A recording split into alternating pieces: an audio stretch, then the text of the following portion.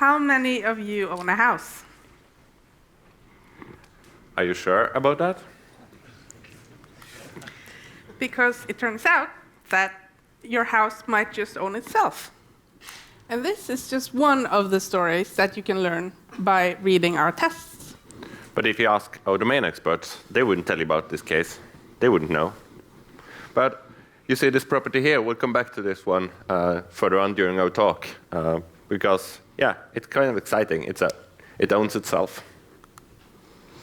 So, my name is Anna, and I work as a functional architect. And my name is Mats. I work as tech lead. And we, along with about 30 other people, we create the case management system for the courts of Norway. Yeah.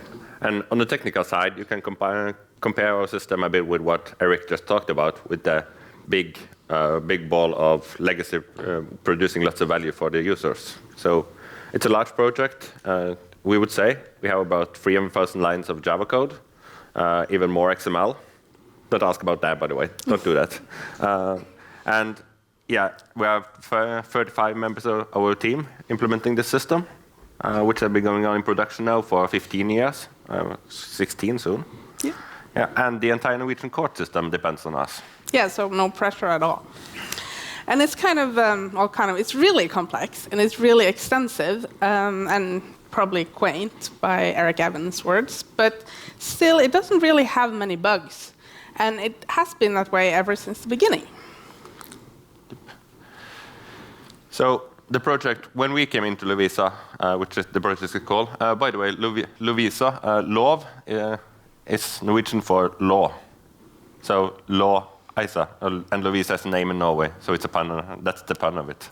But the project, when we came into it, had been going on for quite some years.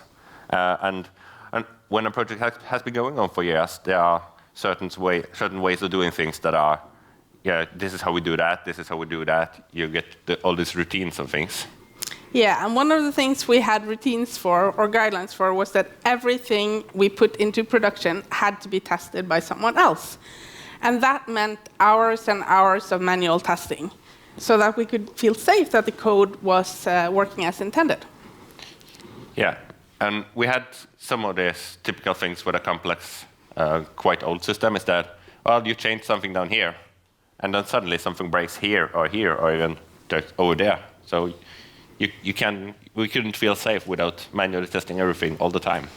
No. So about every third month, each and every poor soul would spend weeks and weeks doing manual verification, clicking through the system, doing regression testing, and testing the new features again for the umpteenth time. Yeah, and that was kind of sad because we really don't like testing. All right, so what we really mean when we say we don't like testing is that we don't like manual verification, camouflaged as testing. Yeah, because to be honest, it's just boring. Opening your client, graphical client, and clicking here and clicking there, putting in a number there, it's boring, just to put it that way. Sorry. Yeah, but on the other hand, though, everyone in the project, we really want to make good stuff for users, so we don't want to cause bugs. So, I do some development as well as being a tech lead, and one thing I really don't like is causing bugs, like to get a bug report from production on code I've written. I hate that, so I try to avoid that as much as possible. Yeah, and we don't think our users like bugs either. No.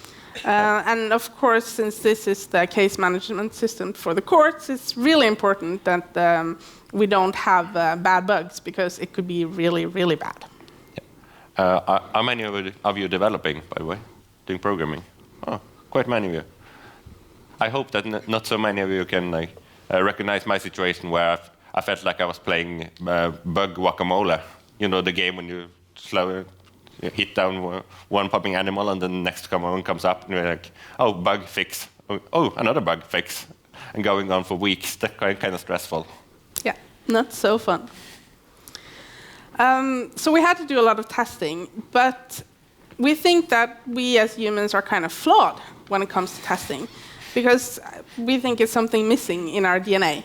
because humans we're creative, we are full of ideas, we like new things, and we're flexible. And we're really bad at doing the exact same thing over and over again. And we're just horrible at doing stuff that is boring. Yep. But that is why we're so happy that computers exist. Okay, one of the reasons though. But computers, they are great at doing the exact same thing over again and over again, following a receipt, doing the same thing again and again, exactly the same. No creativity, no board, no nothing. Yeah, so we can do more fun stuff. And we find that most tests can be automated, except maybe for the exploratory testing part, which is obviously important, but it's kind of hard to automate just by the nature of being exploratory. So we developers, we tend to like our acronyms, especially those acronyms that sound somewhat funny, like DRY, don't repeat yourself. And that's one of the first things we learn or get as part of our ways of doing things as developers, is that we don't repeat ourselves. We avoid duplication wherever we can. And yes, sometimes duplication ain't bad, and you shouldn't always be like, we can discuss whether or not you should avoid duplication at all costs, at all time, but as a rule of thumb, it's rather useful to, okay, am I doing the same thing here and there? Oh, is that useful? Like, ask those questions. And after a while, asking myself that question when I was developing, it's like, oh, am I repeating myself now? Then I started thinking, why am I doing this only when I'm developing, only when I'm writing code? Why shouldn't don't repeat yourself also be a statement in testing, for example? Yeah, because spoiler alert, we were repeating ourselves a lot. And all of this led us into the world of automated testing, because it turns out that you can like testing even if you don't like the manual verification part. So why do we write tests? Of course, we just spoken about some reasons, but like catching bugs, avoiding doing all the manual labor stuff, but also we think it's on a bit deeper level, it's about trust. Yeah, it's to make our customers trust us, that we're doing the right thing. And to make our coworkers trust us that we're building the things right. And for us to be able to trust ourselves so that we can sleep at night. Yeah, and lots of other reasons, as we'll speak more about, so stay tuned for that.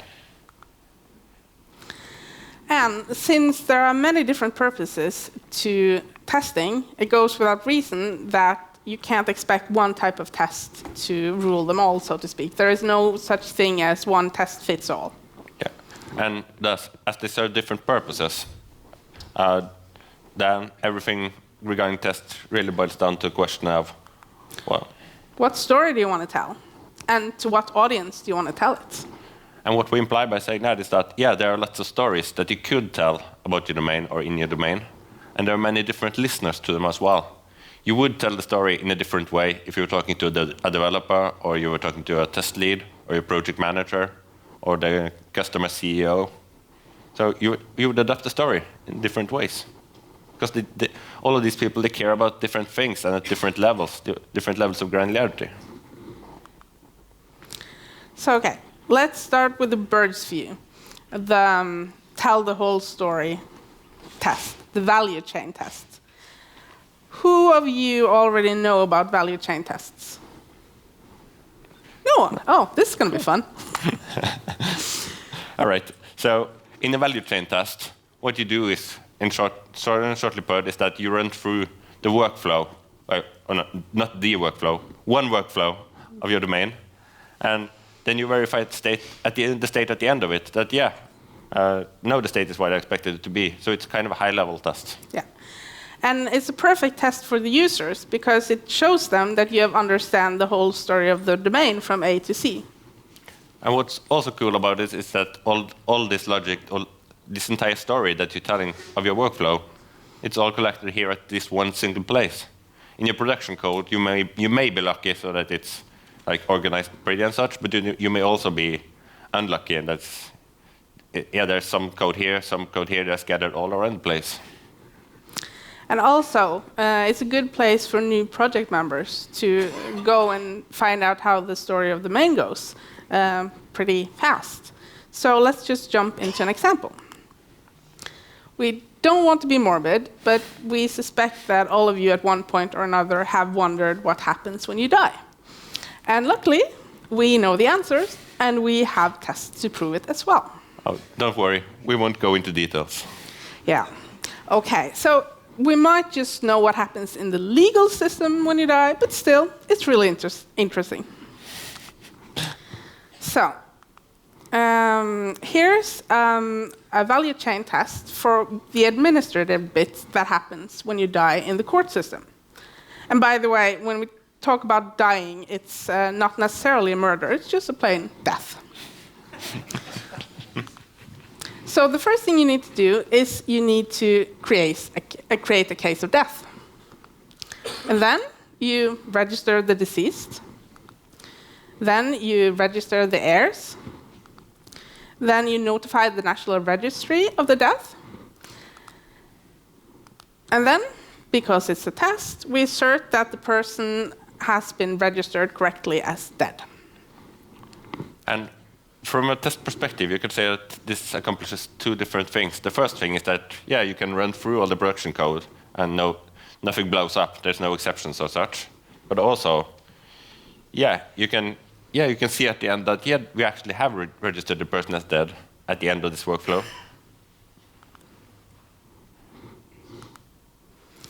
Okay, so it's great that the customer can feel safe, look at the test, feel safe that everything will work as planned. But did you notice something else? From just a quick glance, you have learned a lot about the flow of a death case. In just a few moments, you have gained more understanding about how the domain works than if you had spent hours trawling through the production code. Yeah, because if you were to deep dive into one of these methods that we just saw, then you'd see that, no, you wouldn't see that, actually.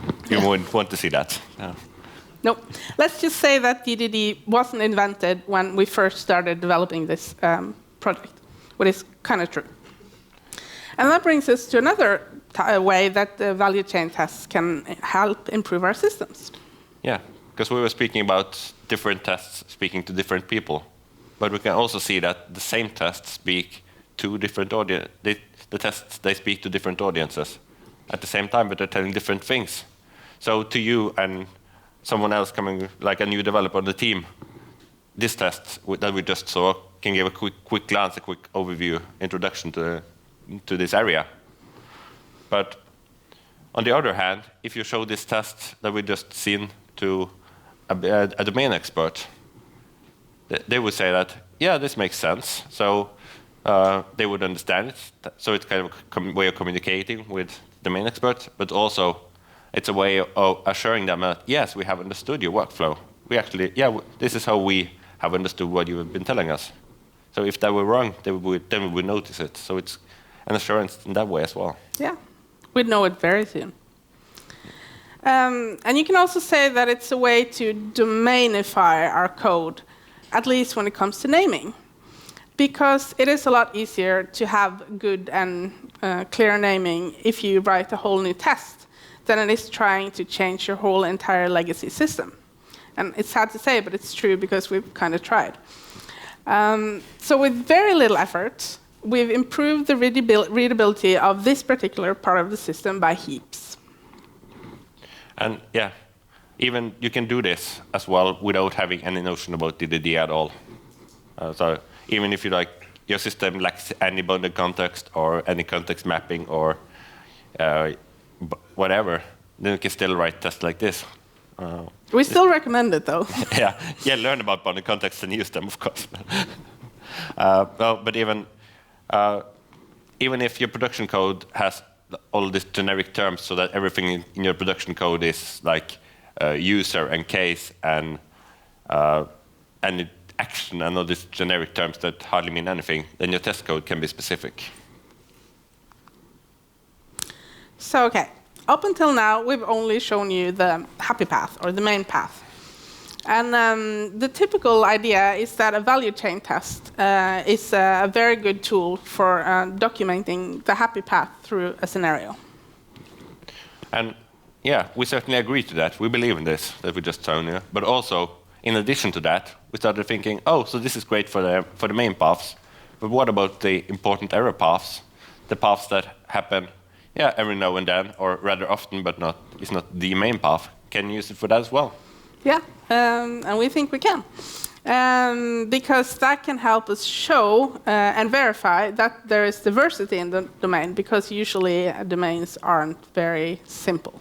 Yeah, that's a rule of thumb. I think that everyone in the DDD community at least will agree to, is that domains are never as simple as you first think they are. Okay, so let's show you an example from a whole different context. No more death. So this is where the court is obliged to let you know something. And that might be that you're a part in a case and that you've been summoned. So they need to know that you've gotten the information. Yeah. So first, they will write a letter to you, and they will send it by mail. Then they will receive an answer. And then, again, we can assert that you have actually received the information. And this is the main path, where you, as the one who's about to get this information, you get this letter in your mailbox, and then say, I should reply to this, and you reply ready immediately, as most of us would do. This is the main path. Yeah. But if that doesn't succeed, they're still obliged to get to you, so they just have to try harder, and that's what we'll see now. Yeah, if you don't answer. Yeah. So they still start out writing a letter, and they send it, and then they wait 2 weeks to get an answer. And then they send the police to your door to make sure that you've gotten the letter. And we're not kidding. That's what they do. And then again, we can assert that you have actually received the letter. And yeah. Yeah, and this is still a simplified version, of course. What if the police don't get you either? But these things happens every now and then. When you don't want the police to get to you, or you don't want the court to get to you, because if the court can't get to you, then the case can't start. The court can't start the handling in the court, right? So you can't be put to prison or anything like that before the court gets to you, unless and so on. So yeah. Don't try this at home, by the way. No. They will start a case at some point. Yeah, they will. So don't lose faith in the Norwegian court system just yet. They have a plan B, C, and D, and they will get you in the end. But it takes a bit longer, and this happens more often than you'd think, because if you've been filed bankrupt, for instance, then you're not really very happy to attend that court meeting. So you might want to delay it a little bit. I think we should add, by the way, that this is a test that we sadly don't have yet. The previous one we have, but this one we don't. I really wish we had. That's something we have learned as we get into more testing and DDD more. We started to think that we should have more of this. So next time we change somewhere in this code, we'll write this test. Definitely. We missed it. So another type of test is the one that will tell you about the quirks of your domain. And these are the tests that will make you be able to sleep at night, because these are the ones that you write mainly for your own sanity. Because they let you know that no one will come and remove vital code just because they don't understand it. Yeah, and you may argue that, is this a quirk or is this a data error? And the answer to that ain't always easy to find, but either way, it's something you need to take into account when building a system. Yeah, because sadly, you can't trust that everyone else, or you yourself for that matter, will model their domain in code as it is in real life. There will be mismatches between code and reality. And speaking of that, do you remember the house we started with in the beginning that owns itself? This one. Yeah, this one took down the entire court system. Not fun. Yeah, and who would have thought that a property that owns itself, that can bring down the entire system? We didn't think about that. Nope, sure didn't. Suddenly it happened. And the reason, for those of you who are interested, is that we have some code that finds the owner of our house.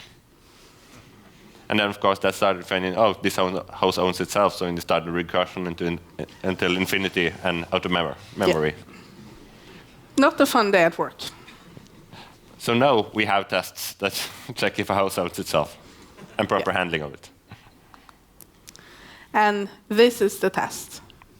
And this is where your continuously running tests will beat the heck out of any stale documentation, by the way. Because there is no better way to document this than through a running test.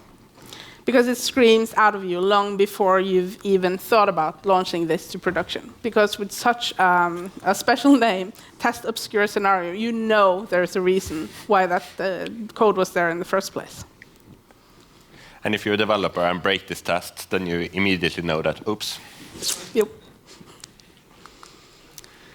So this is yet another example that occurred to us. A little late, but luckily it didn't take down the server this time. So a little less scary bug.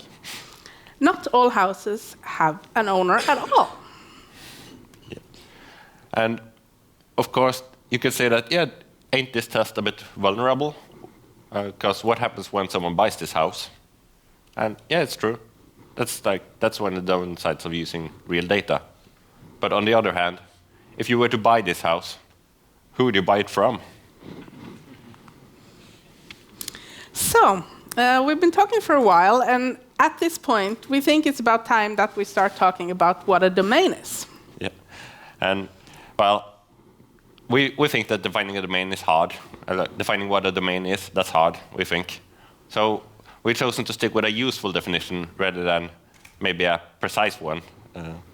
So the useful definition we use is that well, a domain is what a domain expert cares about. And you hopefully know, by the way, who your domain experts are. You should. But, however, have you ever considered that your colleagues are domain experts as well? Because what we believe is that you have at least two domains in your code, whatever system you're creating. You have the business domain, which is what we usually talk about in the DDD community, or any domain community. But we also have the technical domain. Because, yeah. So I think truly that the technical stuff and the code is a domain of itself. So containing everything like persistence details, or database connections, or performance tuning, or all this technical stuff is a technical domain by itself. Yep. And if you define the business domain as what the user cares about, then you could probably define the technical domain as what the user doesn't care about. Yeah. Because we'd argue that as long as the user cares, it's in the business domain, and then you should use the user's language, natural language. Or you should at least have a very, very good reason not to use their language. So, speaking of languages, in our project, we actually have two different languages for the different domains. We use Norwegian for the business terms, and then we use English for the technical terms. And that kind of makes sense because a lot of the technical literature is in English, while on the business side, all our users speak Norwegian. And as you may assume, that yeah, that leads into some strange discussions every now and then. Like, is this a technical word or a business word? But this word is both a technical one and a business word, and all those edge cases. But so you might often have a method name that has some English part and some Norwegian parts. So they read quite strange when you read them out. But luckily, we think that this problem is less of a problem, to say it that way, if you divide rather properly between what is technical and what is business in your code. Yeah, but again, we have a legacy system, so. Anyways, like we see in this example, here we have a mixture of Norwegian and English. And this is always one of the first things that newcomers to our project comment about. And they notice it really quickly. And yeah, it's easy to laugh about because really it does look quite funny. It surely does. But however, when I'm writing code, I'm so ever grateful that I don't have to go and translate the code wording every time I'm writing code. That would be horrible. Yeah. Oh. So I'm so happy that the project made this choice many years ago to actually have the business terms in Norwegian, so that we don't have this translation. And well, still it's practical to have the code, or not the code, but the technical code, technical parts in English, just for instance, to make it easier to go to Stack Overflow or Google with technical problems. Yep. So are we the only ones, or do any of you guys do this as well? Oh, so cool. So we're not crazy then. That's good. Not any more crazy than you, at least. Okay, so let's head into a new type of test. Yeah. And so far, all of our examples have been in a business-oriented language, so that the domain experts can understand them. However, when we're in the technical domain, the tests should have technical names, because they're in the technical domain. Oh, and one thing we forgot to mention when speaking about the technical domain earlier on is that who are the domain experts in your technical domain? Yeah, that's your developers, your ops people, the technical people in your project. And they should understand the technical tests. Because these tests, yeah, they make your coworkers trust you that you have done your job right. Usually you do this through, unit or integration tests, as these are. Yeah. And here we see 3 names of test classes that we have. And for the first 2 classes, you can see that this is in the business domain. And here the business people can relax, because they know we have tests to ensure that we can both search for and register a house. Yeah, and in the third test, the developers can go if they want to see, what kind of tests do we have here, what have we tested and such. And they also immediately get, the idea that, probably we're using the facade pattern here as a bonus. Yeah. But your users probably don't know about the facade pattern, and they don't need to understand about the facade pattern, because they don't understand the technical aspects, and they shouldn't have to. That's the domain of the technical people. Yeah. And more to say is that, you can do this, even if all of these 3 can point to the same production code class, of course. You can divide one production code class into several different test classes. That's a practical tip. Okay, so now for a few examples of technical tests. Here you see, it's a perfectly legitimate technical test, and absolutely no business domain expert would ever care about this at all. No. But every developer in the project is very happy that we have these tests, so they care. Definitely. But of course, it's good with the technical tests, but don't forget the business details as well. Test them also. Because these are the tests that are of great interest to your domain experts. And they should, of course, be in a business-oriented language, so that your users can understand what you're testing. Yeah, and as you can see, these ones are primarily in Norwegian. So yeah, the English one down here is a translation of the test name. And we write these ones in Norwegian because we aim to make our users and our business experts be able to understand them and agree or disagree on them. Yeah. And it's also worth noting that we use test classes to set the context for the test names. Yeah, so we think that your tests are as important as your production code, and you should treat them as such. Because if you think about it, what is your code worth if you can't even prove that it's working? Good question. And we also think that the main purpose of production code is solving problems, but test code visualizes problems. Equally important. Equally important and different purposes. Yeah, and also, how else could you know about this property that owns itself and that it can take down an entire system if you didn't have a test for it? So, as you've seen, our tests have more function than just verifying that our code does what we think it does. Tests can be used for basically a lot of things, kind of like a Swiss Army knife. Yeah, They are a Swiss Army knife that can help you with documentation. And it could be a readable story of your domain. Or a safety net against regressions later on. And also a pathway to shorten those horrible system test phases that we talked about in the beginning, which is really important. Oh, yes. So, quick question. How many of you have a perfect eidetic memory? Really? No one? Huh. Who would have thought? Yeah. Okay, so one thing you can be definitely certain about is that next time you come back to some of the code you wrote 2 months ago, 2 years ago, is that you will definitely have forgotten some nuances of the codes or some of the nuances about the problem, the domain. So you should take that into account when handling this code. And that's just for the situation where you are the one coming back to it.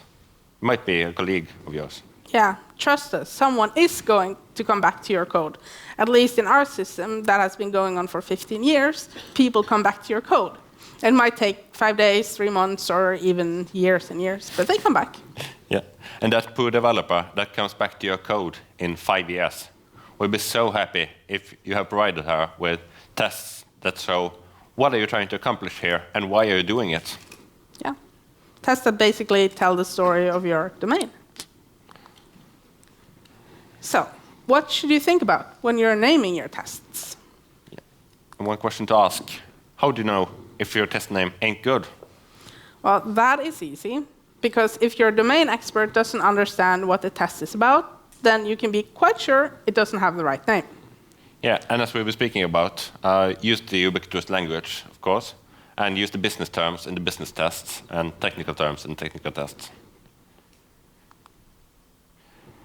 So, yeah, yet another test of ours that is readable to the business experts. Yep. If this was wrong, then the domain expert would immediately shout out. It would take about 2 seconds. I would say, no, that's not right at all. No, that's 5 weeks, yeah. They would say. And you would notice immediately. So here's another example. And it's an example where you don't need to have the most concise test name for it to make sense. Because basically it should be a statement that your domain expert can either approve or disapprove of. Yeah, and as Eric already talked about today, is that the world ain't perfectly divided, and there aren't always hard lines. So what the domain experts were talking about when we were talking about this is that they were saying exactly this, like the properties for namnsmann, they mainly follow the same rules as for hovedstadende. That is exactly what the domain expert said to us. So we figured, okay, well, you say so, I write it down as a test. Yeah, and that's a good rule of thumb. Use the wording of your domain experts in your tests. So when you tell the story of your domain, it's obviously not a good thing to tell lies. So don't lie. Remember this test that we just looked at? Yeah. So you could say, what happens then when the deadline here actually changes into 5 weeks? Well, since the test code is equally important as your production code, you have to make sure that you update both names, of course. Because tests can only be running documentation as long as they're actually updated. Otherwise, you start telling lies about your domain, and that's not good. And this is one thing that, sadly or luckily, it depends. Your computer isn't able to do for you. You have to do this yourself. You have to know about the domain, care about the domain, take your changes that actually happens in the real world, and take them down to your software by yourself. Yep. This is one of the areas where humans actually are far better than computers. So it's well worth putting some extra effort into it. So another way to make sure you don't lie is by using real mocks. Yeah. And in your tests, well, even for your mocks, use sensible names, use sensible data types, use sensible dates, values, everything, even to your mocks. Yeah. And unfortunately, we've seen just too many times totally meaningless names and types. And people say that, well, it's just a mock, so it doesn't really matter. Only that it does matter. It really does, because of ubiquitous language. And because of the shared mental model. And because these kind of things just spread out. And it's really a hinder for training and learning. Yeah, and because if you use crazy names to say for your mocks, then it will upset your domain experts. They will lose track. Yeah, because when you use rubbish data or names, it just takes away the attention from what's important, the test. Yeah, and then you at the same time you spoil the opportunity you have to make your tests a runnable documentation of your domain.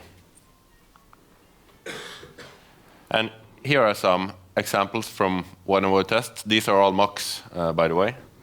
And they might very well mean absolutely nothing to you, and that's fine, don't worry. Yeah. And it's Norwegian also. Well. Yeah, but you're not our domain expert, so you shouldn't necessarily be able to read this.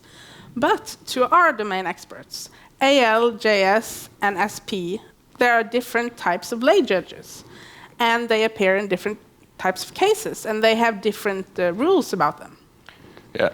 Unfortunately, though, you can say that all of these three have their data type code, which is, because that's the way our production code is. We don't have different types for it. Still a legacy system. And here are some examples of how not to do this if you're in the business domain.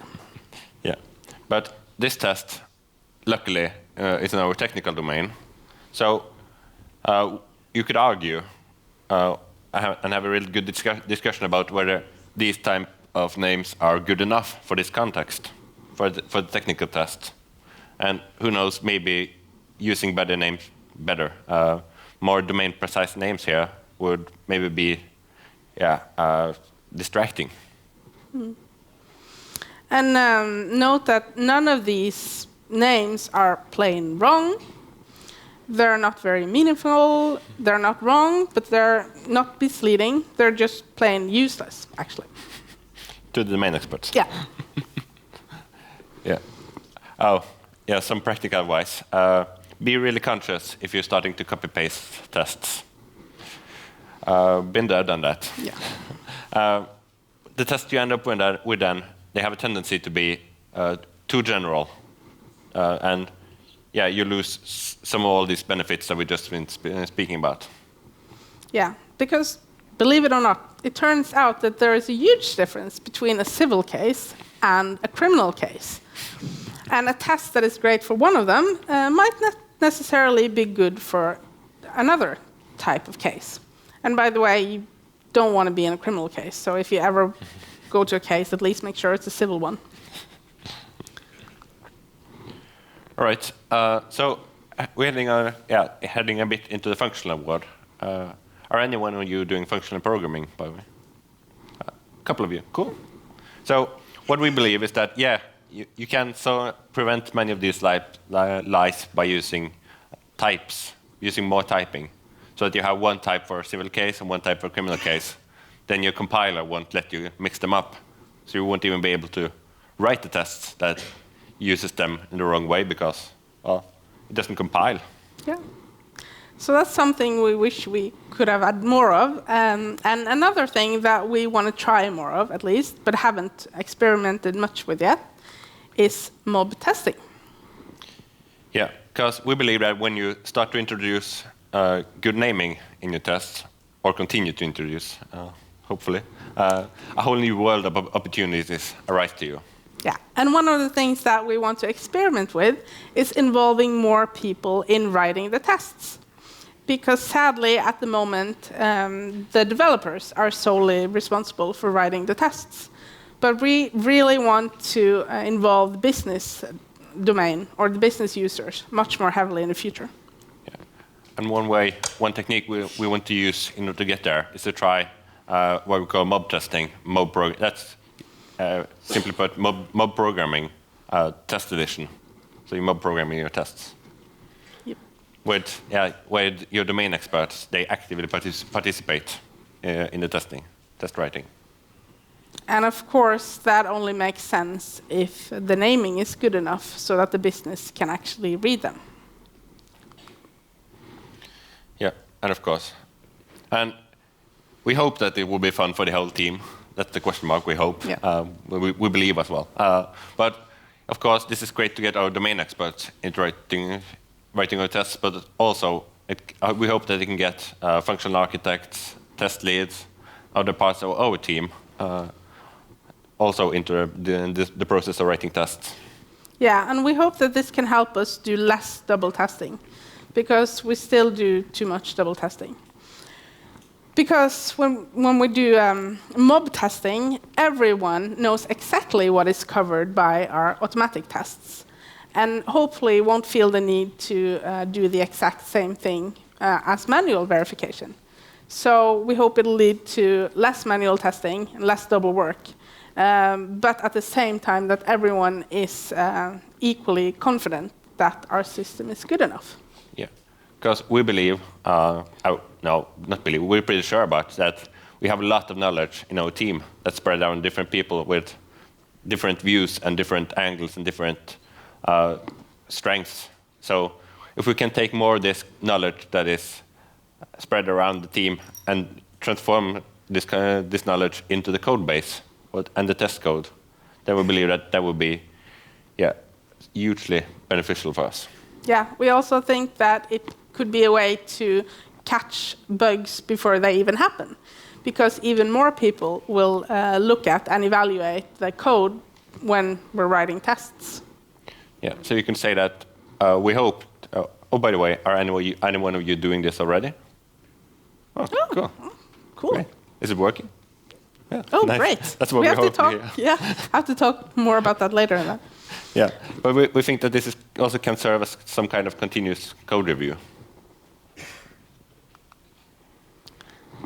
Yeah, so to put a long story short, as we're approaching the end of our talk, some things we hope that you will take with you when you leave this room is that, well, take your domain into your tests. And tests can be a way to help domainify your non-DDD legacy code. There's hope. And we believe you should acknowledge that the technical domain is a perfectly legit and fine domain in and of itself. And it should be treated as such and separately from the business domain. And that tests provide a different kind of value than production code, but equally important. Yeah. And we believe that tests, they are the best kind of documentation for both your code and your domain. And also, the most important thing of all, go home and make sure that you actually own your own house, because it might just be that your house owns itself. Thank you. Thank you.